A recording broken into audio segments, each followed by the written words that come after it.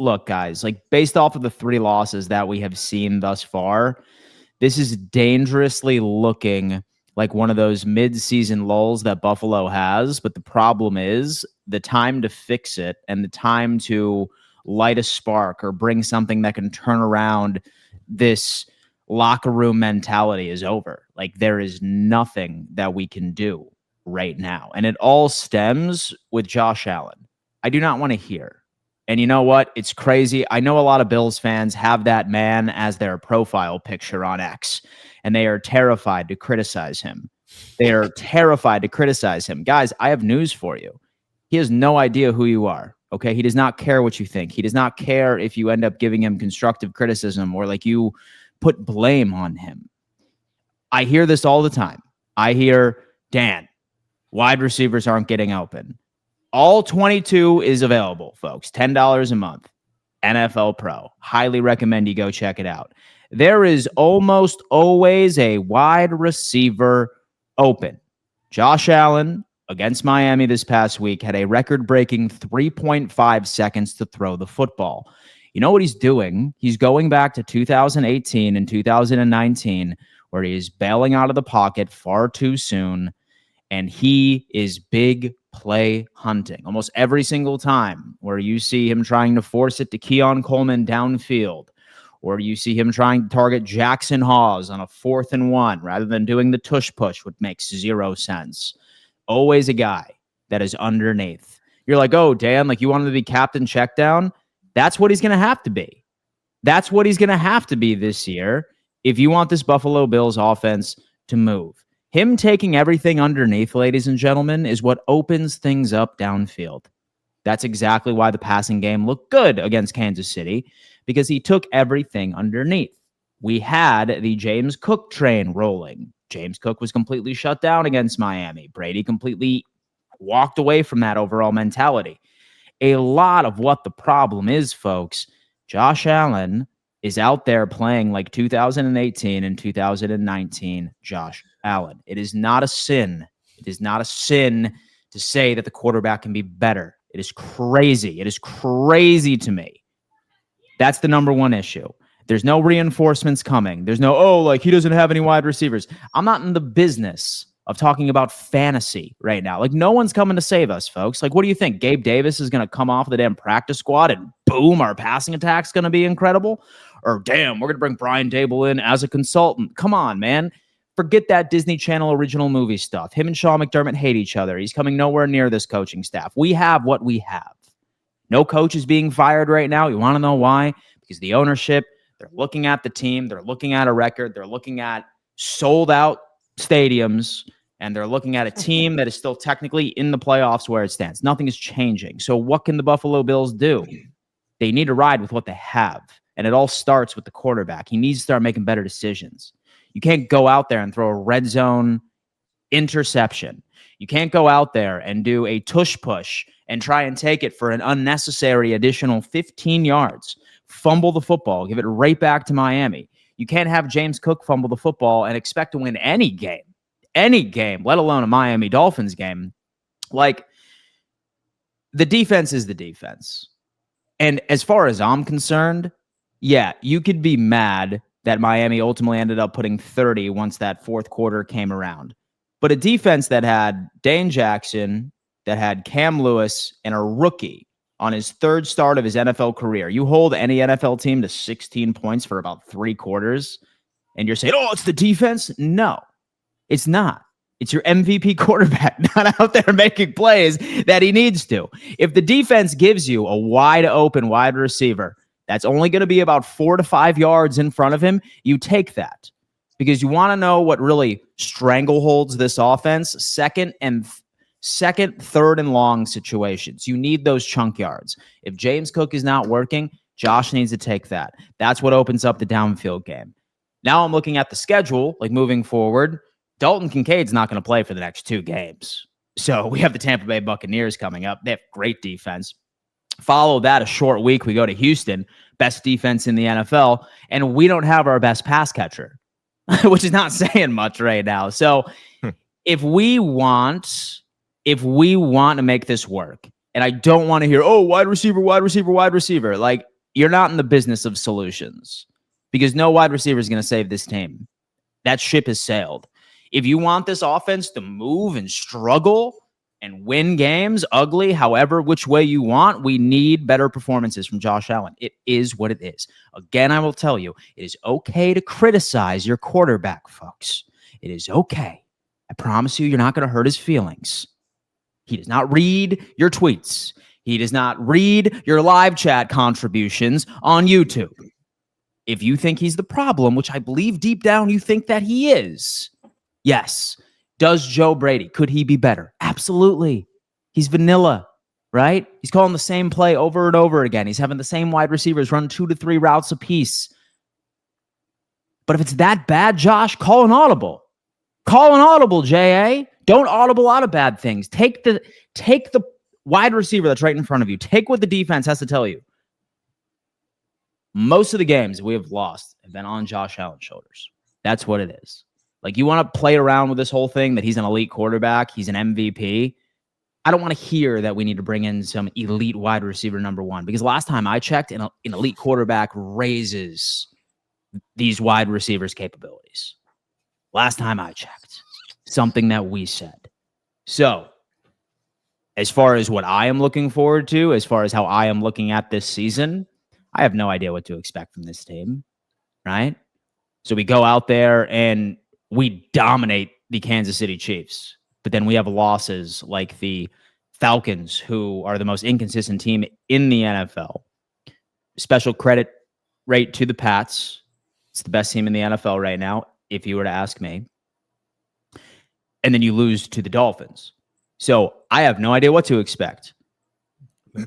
Say that the trend continues, I'm going to tell you exactly what's going to happen. We're going to go out there and we're probably going to beat 3 teams that we have no business beating, or that no one's going to pick up to beat. I would not be shocked if Buffalo goes out there, we beat the Tampa Bay Buccaneers and the Philadelphia Eagles, but we lay an egg against Houston, Cleveland, and the New York Jets at the end of the season. Because we ain't losing again, so that you best believe that. That's what I'm expecting from this team until proven otherwise. Things have gotten dark in the past where we were 6-6 and we were able to turn it around right now, but it's J.A., man. It's Josh Allen. It's Josh Allen. That's the problem. Well, the one thing I didn't hear you say one thing, and TD, your thoughts. He didn't say anything about the Dolphins. Yeah. No. All right. So I'm obviously very passionate. About it. But so the Dolphins getting credit in that game. So as far as the Dolphins, some credit to the Finns. Okay, solid defense, and don't give me anything, Bills fans, about injuries, because the Dolphins had plenty of injuries too. They had 2 rookies on the interior defensive line. They were going off of bottom of the barrel within their secondary, and they had a plan for everything. Sticky coverage all over the field. They had an answer for James Cook. Especially with Achane, was running like an absolute animal. And so out there, I could care less about what players we had out on defense. Tackling is a fundamental part of the sport. You can't have 30 plus missed tackles. I could care less if you're a practice squad guy or you're a second string guy. Credit to the Dolphins. They deserved it. There it is. There's the credit. TD, how did it feel? Half-hearted. But don't worry about it. We'll get into it. Buffalo Bills fans, first and foremost, I want to say stop panicking. Okay? You played a great team. All right? That's part of the issue here. Y'all think that the Miami Dolphins are just a terrible team. This is who we are. We can beat anybody, but we can lose to anybody. That's the reality of the Miami Dolphins. But you played a good team playing at its optimal point. I'm glad that Dan acknowledged that this game is on Josh Allen. I've been trying to tell y'all this for years, that he trash. Y'all that. He's playing trash this year. Hey, but no. Listen, man. Y'all just ran into a Dolphins with a lot of energy. Everybody's playing for their future job. Coaches fighting for their job. I mean, we're at home. the stars are aligning, and Buffalo comes down to Miami. And part of the problem, I don't want to hear nobody say, oh, we just slept on our opponent. We had a hangover with the Chiefs. No. There wasn't no hangover whatsoever, because all I heard all week, this is the game where you can't have a hangover, and even the players and everybody saying it, that, this is the way you got to be about business because it's coming down to the wire. There's a lot of other good teams. The reason why the Buffalo Bills lost this game primarily, obviously, were the turnovers. But we had two ourselves. We had two turnovers. Arm punts. You can call them arm punts, but arm punts. I don't believe in arm punts, and here's why. Because arm punts can be returned for 6. So I never look at it like people say, oh, he threw, like some people want to give Tua credit, like, oh, well, he threw it as an arm punt. No, those can go pick 6. You don't even play those games. And if you're getting to that point to where you're trying to do arm punts on third down, you're in shambles, which we are. But here's the deal with the Buffalo Bills, man. Your window is closed. I told y'all this, man. I've been telling y'all this for the longest, but here's the deal. I've been wrong in the sense of it's a year after I thought it would be. It's showing itself right now. Now, I appreciate you putting this on Josh Allen, because it is on Josh Allen from the outside looking in. But from the inside looking out, all y'all Bills fans, including you, Dan Mitchell, don't put this on Josh Allen. The reason why you can't put this on Josh Allen is because why are y'all expecting him to be perfect every week? This team wins because of Josh Allen. This team loses because of Josh Allen. It's unfair to put 17 games on one player.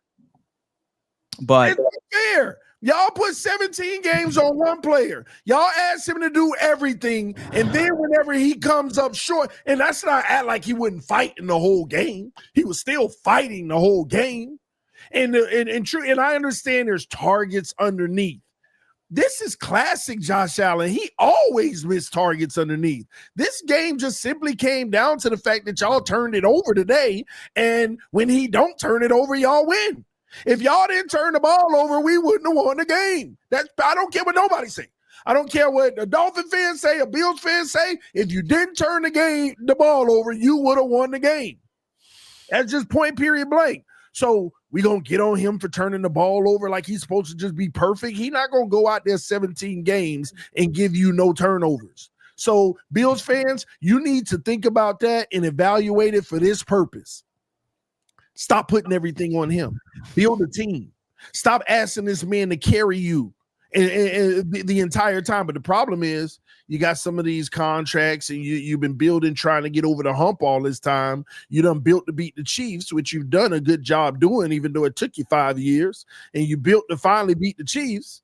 Now other teams, it's in some cases, it's a mismatch. And another thing, you turn the ball over, but this is where I got to give my Miami Dolphins some credit. Y'all ain't caught the ball up. We took it every time. This wasn't a blue. No, these were punch outs. By the way, by Jack Jones. Both of those fumbles, Jack Jones punched both of them out. Punched both of them out.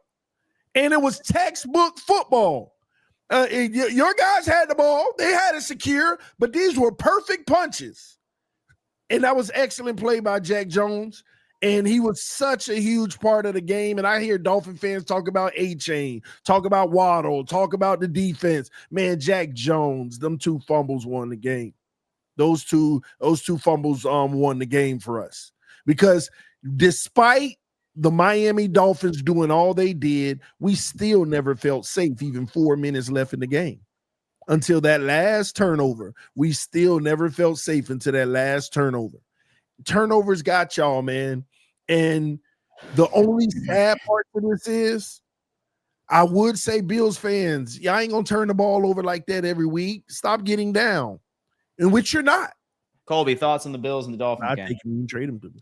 I look at the Bills and the Dolphins game, and Dan, this is exactly what I've told you that it's been for the Buffalo Bills all season long. And I've gotten hate from it from Buffalo's fans, and you're hating, and it's this, that, and the third. And it's like, no, I'm telling you the truth about what I'm seeing from Buffalo, because if you look at the common denominator in all of these games, if you can shut down or at the very least limit James Cook, and if you can force Josh Allen to beat you through the air, if he turns the football over, and your opposing offense can just run the football even slightly, you're going to win the football game. It's the common denominator that we see in every single game that the Buffalo Bills lose. I mean, do we not understand this? Look at the Dolphins, look at the Patriots, look at the Falcons. All of these same three factors have happened in every single one of those games. And you know, I do think when it comes to Josh Allen, like, I do think we need to calm down just a little bit. Like, I'm not going to say that he played a great game, 28 of 40. First off, your quarterback should not be needing to throw the ball 40 times, especially when you got James Cook. And so that's a recipe for disaster in and of itself anyway. But 306 yards, 2 touchdowns, an interception. Obviously, he put the ball on the ground, but 31 yards on the ground, also overall rating of 98.5. But I think we get it misconstrued that when you have an elite quarterback, that means that you can roll out there with any O-line you want, any running back you want, mid-weapons, and it doesn't matter because you have an elite quarterback. And so he should have your team playing as a Super Bowl caliber team with absolutely no help. It doesn't matter if you are an elite quarterback. It doesn't matter if you're a bridge quarterback like Justin Fields. You do still need a good supporting cast out there. The difference is that some quarterbacks can excel the offense past its limitations more than others. But to expect to give a quarterback no help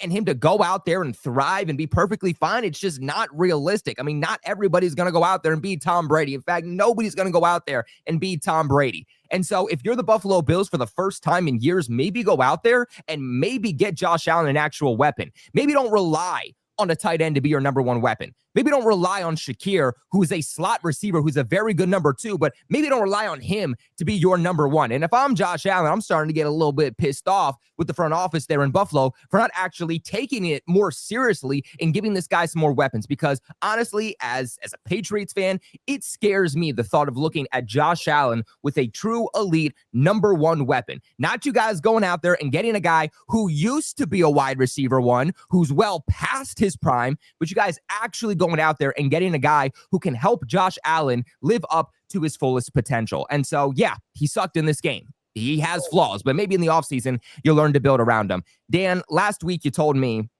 you said that you're not worried about the run defense because over the last 2 weeks, you guys had started to show flashes. And I said, yeah, but those weren't against very good running backs.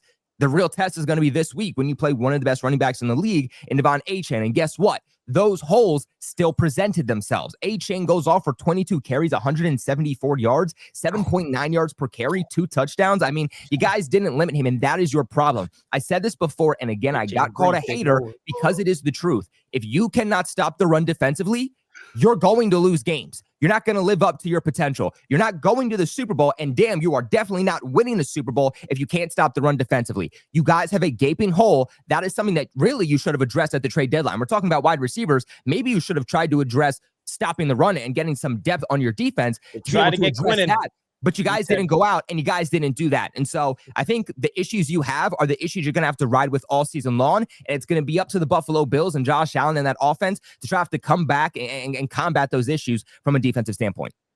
Yeah, I mean, there's not much more I can add. I think it was just more of a shock than anything.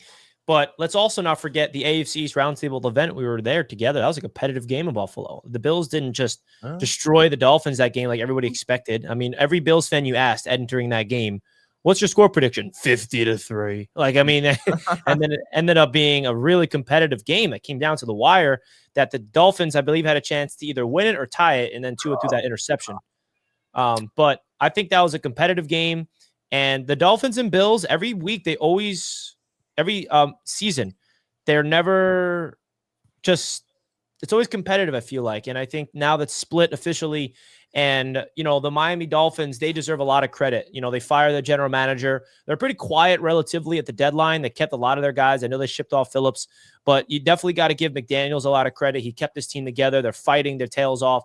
And that was this is what makes the Dolphins' potential scary, is when it all clicks, they actually have an offense that's led by their speedy running back and, you know, down threat ability of Jalen Waddle. And you saw them completely come together. And yeah, there are a lot of red flags with Buffalo here, but I think that, you know, I've seen the Bills story many, many times, and I think that they're going to make the playoffs. I'm not concerned of them this spiraling, especially if you look at their entire season. I mean, they're 6-3.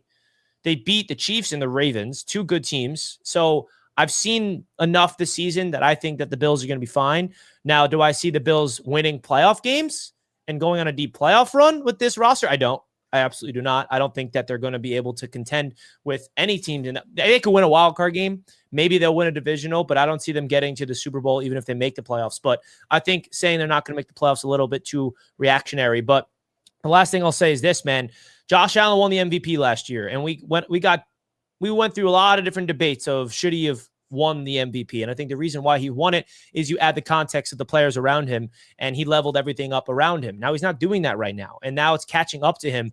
And Josh Allen, man, he's not your prototypical classic pocket passer. TD's right. I never looked at Josh Allen and felt like he's a guy that can make that 2 or 3 drop back, plant his back foot, let it rip over the middle with timing and precision. He can do it at times, but not consistently. That's not his game. What Josh Allen is great at is extending plays, having the cannon of an arm, allowing the wide receivers to have extra time to get open, even when the offensive line does not protect well. Of course, being the runner that he is. And if you're not able to do those type of flashy plays consistently, then he is a liability out there. And he's got to really come together, and you can tell that he's not really comfortable. He's not really playing the elite football that he's accustomed to, and it's up to him to figure himself out because the NFL is catching up. And you're seeing it around the NFL. All of a sudden, you have the Indianapolis Colts and the New England Patriots, 2 teams that did not make the playoffs last year, both the 1 and 2 seeds. Like, no one saw that coming. So the NFL is catching up. Entering the season, it's like, oh, it's the Bills that's going to control the AFC or the Chiefs. That's not the case right now. There's a lot of different teams coming out of the ashes. And now, I said it last year, and I said it the year prior as well, but I really do believe the Bills Super Bowl window is closed, though. Richie, it's time for your game, buddy. Man. Richie, the Cleveland Browns versus the New York Jets was a thriller. Down to the wire, baby. Talk to us, Richie. What are your thoughts on this beautiful victory from the New York Jets? So you're telling me it's not impressive that the Jets win a game when their quarterback puts up 50 yards and one of those 42 of those yards was from a screen pass? That's not impressive to you, man? That's what you talk. That's called a team victory, baby. That's 3 phases of the ball coming after you. Man, no, all jokes aside, bro. The Jets got another W, and it feels good, man. And I think this win for me is simple. The Jets trade away their 2 best players on their defense, Quinnen and Sauce. And there's the perspective of the Jets now that we're now we're even worse. We're tanking. We traded away the only thing good on the defense. But the defense played their butts off. 6 total sacks, and we contained the run. The defense without Sauce and Quinnen Williams, it didn't look like we missed a step. So I think that's a big plus there. Will McDonald on defense is the star in this game. 4 total sacks in a game the guy had. 4. If I would have told you these are the stat from a specific player in the Jets-Browns game, you probably would have told me, oh, that's Myles Garrett. Nah. It was Will McDonald IV going out there dominating. Jermaine Johnson got a sack. The Jets had 6 total sacks in this game. Dylan Gabriel, rookie quarterback. Jets teed off on him in the second half. But the special teams is a big reason why the Jets won this game. They had 2 returns in the first quarter. Kickoff return for a touchdown. Punt return for a touchdown. And then all of a sudden you look up, the Jets are up 14-7. You're like, the offense has done nothing. I mean, the offense was so bad in this game until the fourth quarter where Breece Hall happened. Breece Hall has 4 touchdowns the last 2 games. All 4 of those touchdowns has come in the fourth quarter. I got a new nickname for Breece Hall. That's Mr. Clutch. He's putting this team on his back, and he's becoming this workhorse that we have been waiting for forever. I am so happy the Jets did not trade away Breece Hall, man. The fact that this regime kept their value with Breece as a 3rd-round pick, and they did not trade him for anything less, tells me everything you need to know about their perspective of Breece Hall. I want him here long-term. He's 24 years old. He's finally embracing this team. Garrett Wilson, unfortunately, is injured. He's going to be out for another few weeks now. He had 0 catches in this game. And the fact that Breece Hall is taking on this offense and putting this team on his back is fantastic. Also got to give a big shout out to the Jets offensive line, containing Myles Garrett, containing that really good Browns front 7, holding Myles Garrett to 1 sack. I mean, we got real tackles to be excited about. Armand Membu, Olu Fashanu, Joe Tippmann in the middle. Our offensive line is really coming together. And Justin Fields, I don't even need to waste time talking about him. I know who he is. He's not the long-term answer.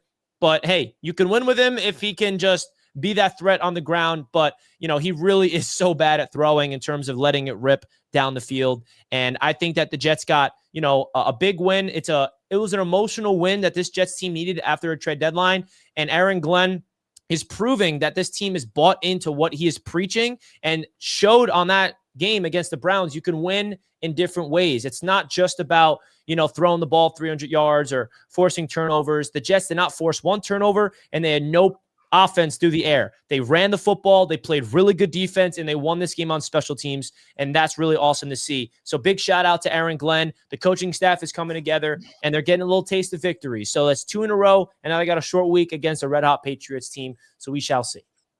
Damn. I was actually highly impressed with the Jets in this game. I know that it's the Cleveland Browns and it's Dylan Gabriel, but for me, the Cleveland Browns got a great defense. I don't care what nobody said. They got a great defense. And what I did like about the Jets is they fought the entire time, regardless of Fields' stat line. They fought the entire time, and the playmaker made plays at the end of the game in Breece Hall. And I've noticed the last 2 games where he's turned it up whenever it mattered most. And that's huge. And that's what you need to instill and what you need to establish. And I like it for Aaron Glenn because he's building his team the way he wants. He's getting rid of certain players and starting to gather the locker room. Sometimes I think that's happening with the Dolphins now, Richie. Sometimes I think when you purge some of the better players or the threat of it and all of the transactions and the scary moment, everybody gets to settle in and they get to buy into what's happening. And I think that's what's happening with the Jets. Good win. Defense, you say they played their butts off. That's the only area for me that I'm not going to read too much into it because it is Cleveland. But on the offensive side of the football, to regardless be able to fight through that entire game against the Cleveland Browns defense, that's one thing they have is a defense. No matter how bad they are as a team, they got a defense. And y'all fought through and made the plays happen when it mattered most. So good win for the Jets. Hey man, when you look at the schedule, I mean, does this turn a quarter? Are the Jets more competitive from this point forward? We'll see. We shall see.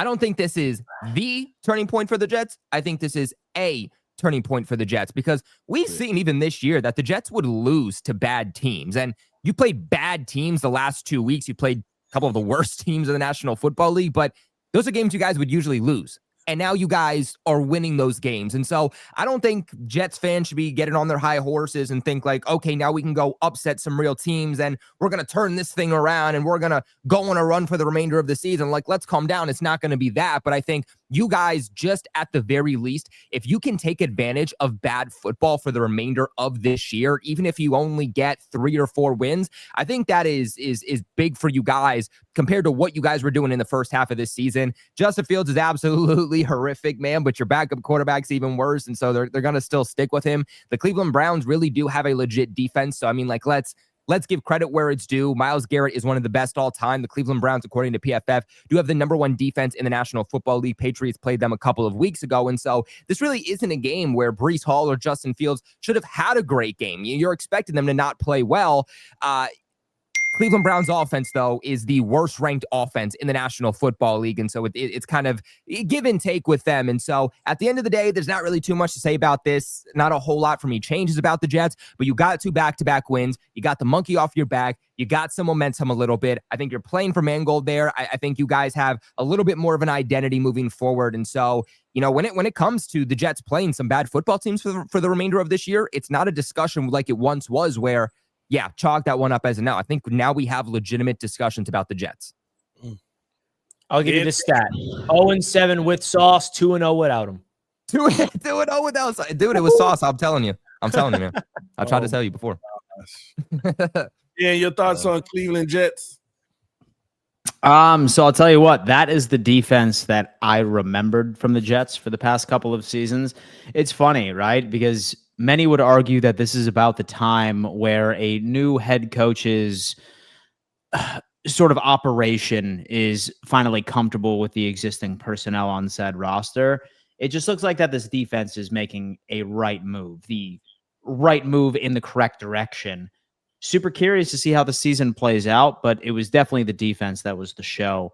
Same thing with Breece Hall, especially for a guy that was allegedly trying to get out of New York. Many would have thought that he would have had a phantom hamstring injury for the rest of the season, and he just wouldn't have played, waiting until hopefully next year somebody would be able to send over some quality draft compensation for him in free agency. But, I mean, look, it's a quality team, and solid defense over in Cleveland as well. So what this Jets team was able to do, especially against a really good run defense, very impressive. Credit to the Jets. Kobe, the New England Patriots surprising the entire world of football this year, along with the Colts. You guys beat the Tampa Bay Buccaneers, a good team. They were down a few, weapons, but they're still a good team with a great defense. And the Patriots find a way to get yet another victory to go 8-2. What is your take on the game and the New England Patriots right now? The narrative about the Patriots, and I said this earlier on, but the narrative about the Patriots is, well, look at their schedule. It's one of the easier schedules. But people don't even understand that they're not squeaking out these wins against bad teams. They're blowing out these bad teams. And to get 3 blowouts on the season, some teams don't even get 1. And the Patriots have gotten 3. And I think that's a testament in and of itself. What they did against Buffalo early on in the season was another testament. But people still want to see what the Patriots can do. And they came in here when the Buccaneers knew who they were facing coming, into their bye week. They had extra time to prepare. They were at home, and the New England Patriots still came in. Wasn't exactly pretty, but they still delivered a win. And at the end of the day, a win is a win, and that is quite literally all that matters. Baker Mayfield is playing at an MVP caliber. You have the Tampa Bay Buccaneers really next to the Detroit Lions being the favorites to represent the NFC in the Super Bowl. And so let's not hype up what the Buccaneers were before this game, but now that the Patriots beat them, we minimize what this game was. No, this was a testament. Everybody wanted to see the Patriots go into Tampa. Everybody wanted to see them face a good team and win, and that's exactly what they've done. And so,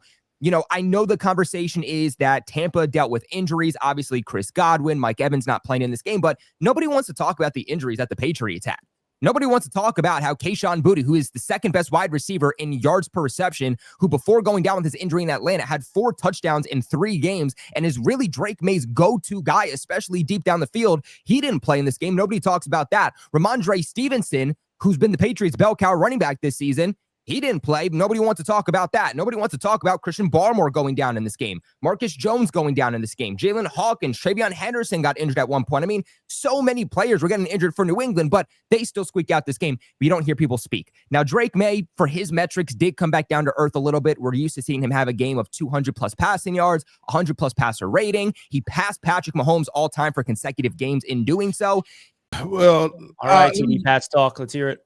Yeah, when 2 good teams play each other, it ain't really so much about how you won. It's just about, do you get the win? Okay. And I know people keep on getting on me. Oh, TD, I like he know ball. But I do. I do know ball. And I've been telling y'all since preseason, the Patriots are the real deal. And they're gonna be the real deal because they got Mike Vrabel.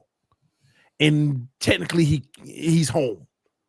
And Mike Vrabel, I knew that they were going to be competitive with a Drake May because I knew he was going to get the defense right. They're bending but not breaking. That's what Vrabel does. He runs that zone. You bend, but you don't break.